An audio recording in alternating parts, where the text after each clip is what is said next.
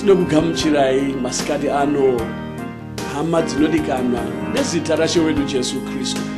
Tinotenda Mwari neshumiro yavatipa mangwanani ano. Mwari vatiropafadza. Pataudzwa nezvesimba romweya mutsvene. Yebo, Mwari vatisimudzira chaizvo neshoko ratawana mangwanani. Tichitenda Mwari zvekare nemabasa makuru aita pakati pedu. Taona vamwe vatumira mashoko kuti vaberekwa kutsva, vamwe vafukidzwa nesimba romweya mutsvene. Mwari ngaaropafadze. Heino nguva imwe yakanaka yatawana pamberi paMwari kuti tipinde shumiro yemasikati ano. Ishe Jesu varipo pakati pedu. Chishingairawo hama yangu, iwe unoda kuberekwa kutsva, iwe unoda kucheneswa, unoda kufukidzwa namasimba omweya mutsvene. Zvose zvinobvira kune unotenda.